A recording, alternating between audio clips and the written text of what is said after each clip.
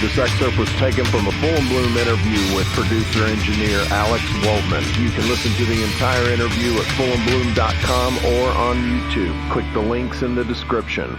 I got a good one here, too.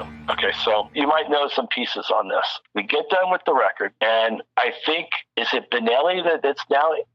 He can't go. Okay, they're going to do the Donington or some monster of rock or something in England. It'll be a big rock fest in the summer of that summer, which would be 86. And Blackie goes, "You know any drummers?" I'm like, "Yeah." Oh, you mean Steve Riley couldn't go? No, yeah, you're right. Riley couldn't go.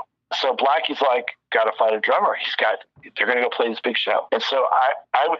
You ever hear of a guitar player named Greg Leon? Of course, yeah, Greg Leon Invasion. I think Well, I don't know if it was the Invasion or not, but Greg Leon had something to do with meeting Motley Crue before they were signed, kind of a thing. He was in Sweet 19 with Tommy Lee. Yeah. Okay, so I met Greg Leon, and then in playing Greg Leon's band was a guy who I ended up producing the Lizzie Borden record with, Elliot Solomon, who became my really good buddy for a while. And the drummer in their band was a dude named Kelly. Can't tell you the last name. I don't know it. And so this Kelly guy was like, man, he was one damn good drummer. Now he's just in an LA band, right? Greg Leon's band. Poor Greg never hit it big in his bands, right? So I did some recordings with him, and it wasn't quite good enough of a band. But this drummer guy's great. So Blackie goes, you got a drummer? I'm like, yeah, I got this guy I could hook you up with. I said, but I'm going to give a disclaimer. I only know the guy from having him come into the studio and play drums.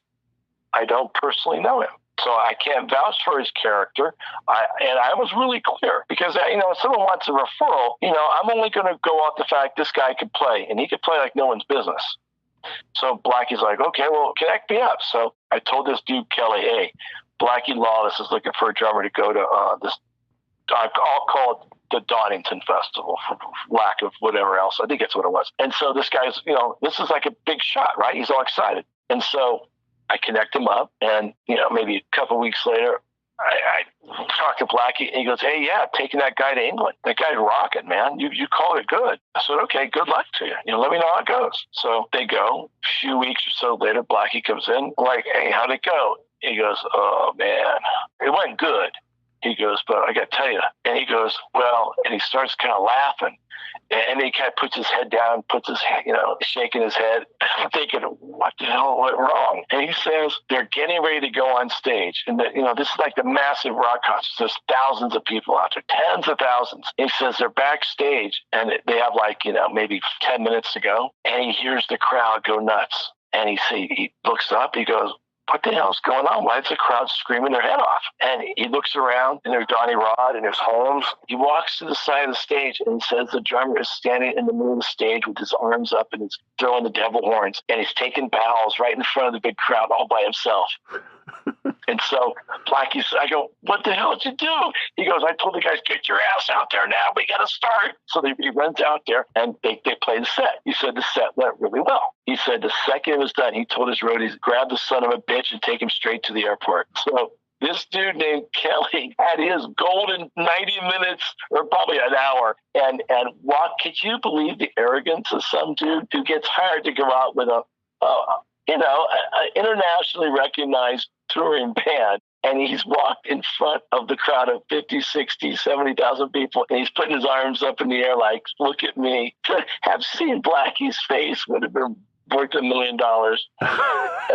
and so I just like, oh, dude, and I'm sorry. He goes, you didn't know. I said, yeah, I remember I go, told you I'm not going to vouch for his character. I can just tell you, I know a good drummer when I see a good drummer.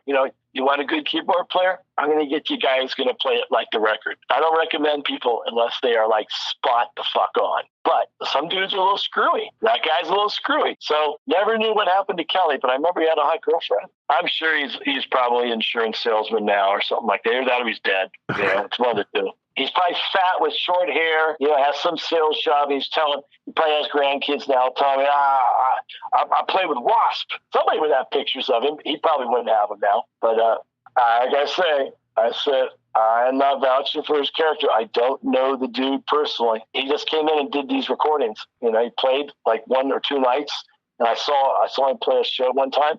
I'm like, Man, that dude is really good. Don't